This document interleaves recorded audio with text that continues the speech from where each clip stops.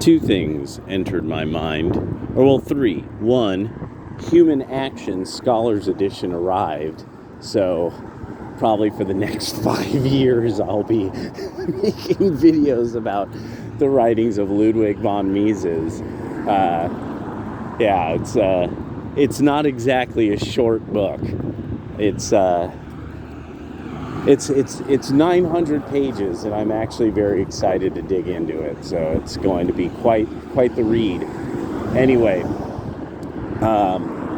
something I was thinking about that.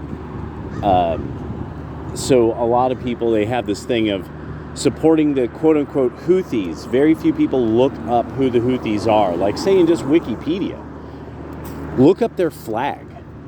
Like, just look at the words on the flag, what it translates to. It's death to America, but even more so, what's more important is death, not... So the Houthis... So, the Houthis are mostly fighting, like, Saudi Arabia in our news cycle. That's what that's what we're hearing. But the Houthis on their flag don't say anything about Saudi Arabia. The Houthis say death to the Jews on their flag. Now, a lot of this cheering for jihadis that has suddenly become popular is going to be a real problem for academia, because now what many of us were talking about for years about how this world of academics with a soft spot for socialism, a lot of this stuff, they're going to start finding out the critical failures of it. First, the last thing will be the epistemology. The epistemology is going to be that's going to be like the kind of the last part of it. Oh my God, this squirrel is hilarious. He's busy. He's eating that thing. He's like, why? Why are you messing with me in my middle of my meal? But you see, that part of it is a little too complicated. See, what's going to happen is there's, the epistemology is going to get, critiqued once people just start pointing out that, well, the socialists are wrong about this, that, or the other. And then it's what they will respond with. They can't be wrong. This is what's going to start coming up, is everything that we notice in the manosphere about effeminacy in general. One of these is the sign language thing. Socialists, like the effeminate mind, have to depend on sign language. So it's the key part of it is never being wrong. Socialists can never be wrong in their mentality. Why is this? They have taken the Christian concepts of like sort of prophecy and things like that, but they turned it into something else. Socialists basically believe they are the penultimate of science, that science will prove them correct inevitably. And so one might be, well, that's not really science, that's more scientism. Ding, ding, ding. That's the issue. Scientism, there is no other thinking. With scientism, it's the socialists. Over and over and over again, it's them. Like, if there's say a group of people who are like Christians that have taken some kind of scientific discovery and have kind of gone a little wacko-woozle with it, at some point, it kind of dies because people are like, okay, this isn't accurate, and you can't prove it. And then they're like, yeah, I can't really prove it. And it dies. It dies. It stays in a very small community of people who have this like kooky idea that's scientismic. With the socialists, it's inherent. It's inherent in their thinking, is being scientismic, not scientific. And so they basically think they are the science. They think they are the science. Everything will lead to a point of progress. So in this way, they can never be wrong about anything. everybody opposes the progress that they support. And so therefore, what they're always kind of pointing out is anybody who doesn't agree with us is one of these people who is the old thinking, that is not scientific and is not progressive. It won't go to the natural. They're holding everybody back from getting to the promised land. Very, very kooky, quasi-religious. It's kook. It's kookball. It's kookball thinking, but it's inherent to their thinking. They never steer away from this idea that they are bringing this thing called progress, which is some kind of end point of humanity, or this is where then they get the whole thing like, the effect that this had on scholarship, where you would get the end of history, things like that. That all of this is modernist thinking that took science very much as a quasi-religious thing, and that scientific, the advancement of knowledge, and then the application of advanced knowledge. That has something to do with the idea that the welfare state is not just fundamentally good, it is scientific in its basis. That it's anti-scientific to have people, actually individuals, using knowledge, using technology, and being rewarded by other individuals through the natural system of market economics. They can't abide this, and it will always be their flaw. It will always be the flaw. And there's some others, but that will always be the flaw. A lot of people, especially the kind of the internet dark web or whatever, intellectual dark web, some of these people have brought this up, that this kind of thinking is fundamentally theological in its basis.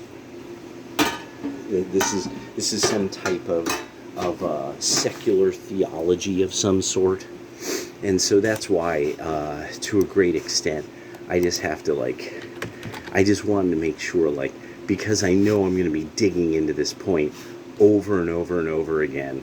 Oh yeah, Redfin is reporting something that the collapse is coming. That Redfin is saying that the housing collapse is nigh. It's pretty much here. It's just going to take a little bit longer. Yeah. So what we're going to see is we're going to actually see them get even crazier, as what starts to happen is really this kind of this thing it's basically we really are going to be seeing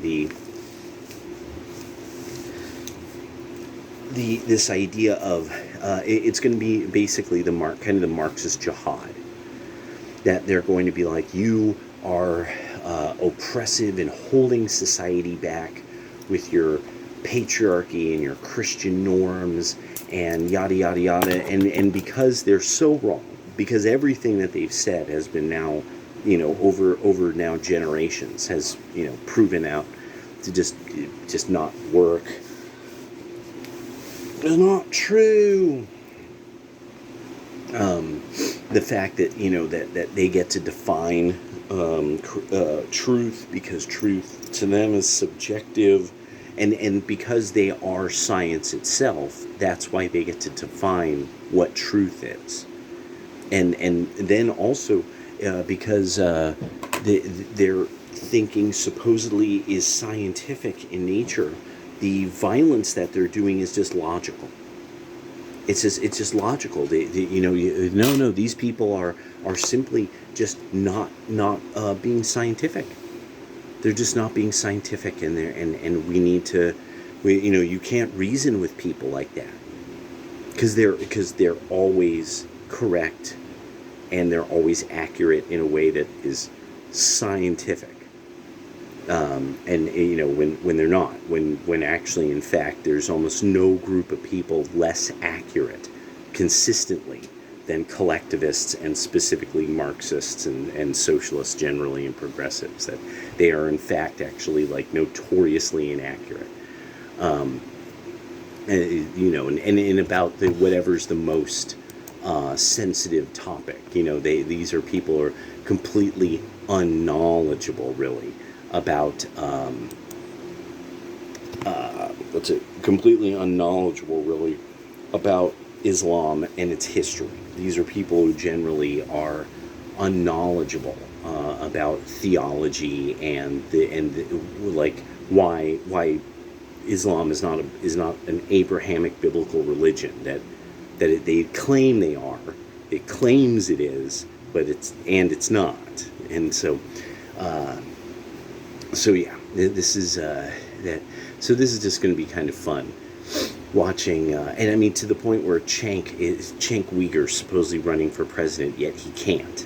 This is, I mean, Cenk and his cousin and his nephew. One of the things that has hit me is that it really needs to be understood. These are not Americans. Like, these are people that they don't fit in here. They might not ever fit in any place, but they don't fit in here. They're the way that they're perceiving the world around them. It's just like, no, I'm sorry, you don't know where you're getting this crazy version of the world you're seeing, but like white people aren't attacking black people in the streets, and then when you find out, oh no, they go out of their way to just lie, as is typical, as is sort of this noted thing about Turkish people, is that they're liars and they're dishonest players. And so it's just one of these things that I just now am like, yeah, so this is going to be kind of fun to see these people really prove out. And so that's the best thing for the right to do, be like, no, don't worry, they're going to just start lying about everything all the time. And you just keep saying that, like, no, you're on the left. You have to make things up and lie, because you don't really have the capacity to take accurate information and then like make your version of what policy should be make sense. Like it mathematically doesn't work. It's illogical, so that's why I'm gonna start enjoying seeing that. But that's the big thing, is to just keep going, well, it's because you guys are liars that you can't handle, jokes. It's because you're liars that you can't your understanding of race relations is demented, because you're always lying or making things up, and now really, I really am kind of enjoying that Cenk is trying to do this thing where it's, I love Jewish people, they're my brothers, and that was disgusting that Hamas did that, but blah blah blah blah blah blah blah. And it's just like, no, we don't have to care. And it's the same for Israel. You guys are going to have to convince a lot of people on the right to give a shit about Ukraine and to give a shit about Israel. Because a lot of us, we're kind of like, these fuckers love starting things with people. Or they love sort of benefiting from a bunch of like Republican young men dying in a Muslim country for them. No, you guys are going to have to figure something out. And now also, then it comes down to this: our support for jihadists, and there's going to come a point inevitably that like, why is it that democratic administrations give money to what are definitely jihadists, and that's still yet to come out. That's going to be a nice one when when people start digging and they're like, no, this is supposed to be humanitarian aid, but who the humanitarian aid went to is unmistakably jihadists. And so it'll just take a matter of time, I think. All right, later.